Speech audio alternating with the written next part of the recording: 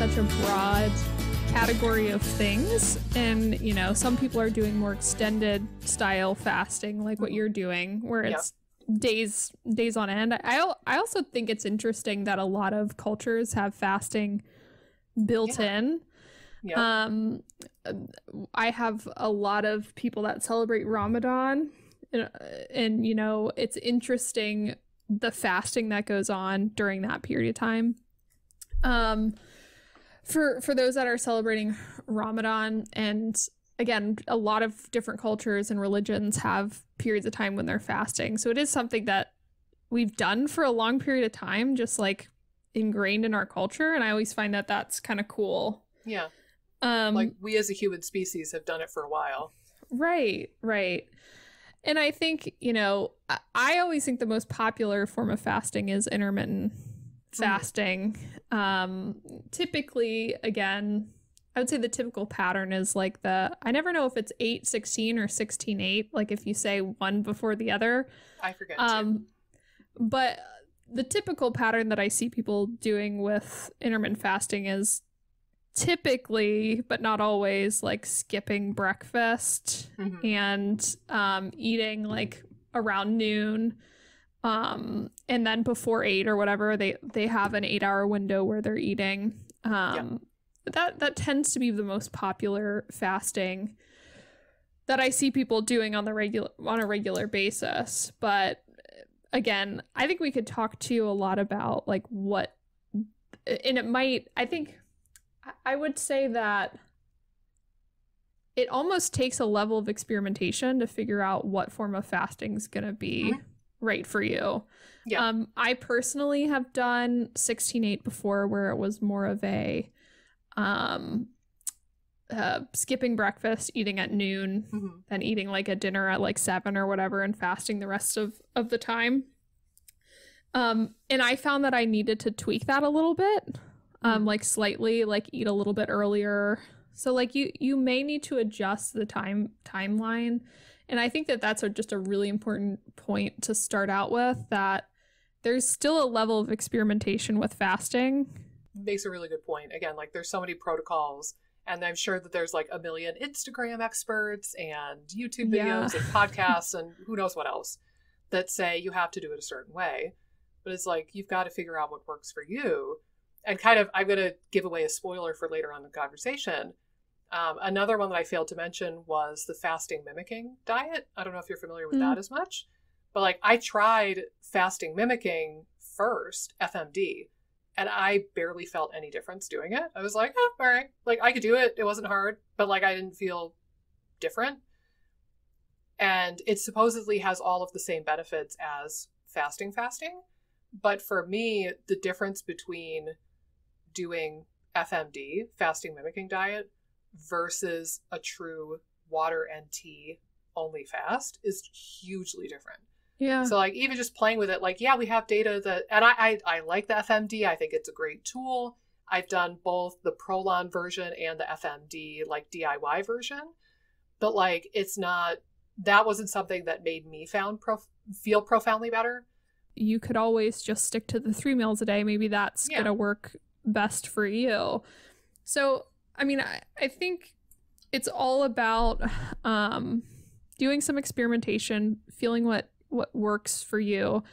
I will say my only caveat to, and this comes up a lot in the SIBO space because of wanting to fast between meals to support the migrating motor complex. Yep. So wanting to help support motility and doing some fasting. Yeah. So I will say that in the SIBO space, I generally will try to get someone's calorie needs met before doing any fasting. Yes. That's my main... I knew you were going to say this at some point, and I'm so glad you brought that up. Thank you for saying that, because I've had people ask me, oh, should I do fasting, or oh, should I do time restricted eating? And it's like, well, if you've lost a bunch of weight and you're already on a restricted diet and you've been trying to heal, and like, if you're struggling to add foods back in, do that first. And then maybe like a year from now or 5 years from now, like maybe later on in your life, you can do fasting, but don't do fasting if you're already malnourished. Like, don't double down on the malnourishment. Right. And I feel like it feeds into the whole mindset in the SIBO space of trying to starve the SIBO. Yep. It's very similar to that in my head. And I think the fear of not fasting is comparable to avoiding foods to prevent SIBO. Mm-hmm. And I also tried to research, and I still have not come to a good conclusion on this. I tried to research if there's an appropriate time to do this within like the confines of the menstrual cycle. I don't know. I tried to research it a little bit. This was like 2 years ago, so now I forget. For whatever reason, a lot of the times I've done this, I've happened to land like the week after my period. So like mid follicular cycle for some reason. I don't know why, but that's like when I get the itch to do it. And like this weekend, I was like, oh, I'm overdue. I need to do a fast. I overindulged in junk food at my parents' house again. So this weekend, I told Mike, I was like, oh, FYI, I'm going to do another fast. I think I'm going to do it Tuesday through Thursday. And he's like, okay, cool.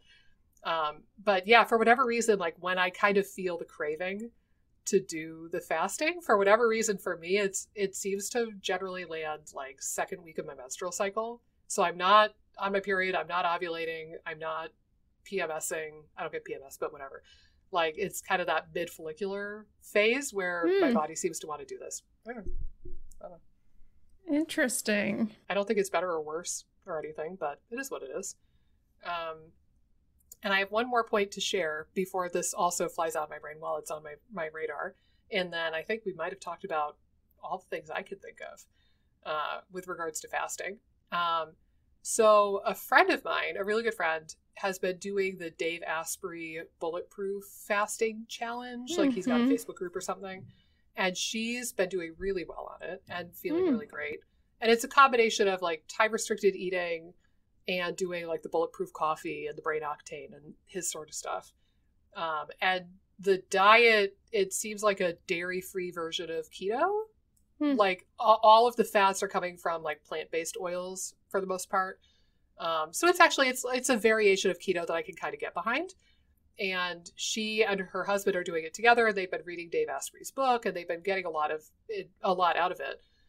She lost a bunch of weight. Like her husband's nasty rash is gone. They feel like really good mental clarity wise.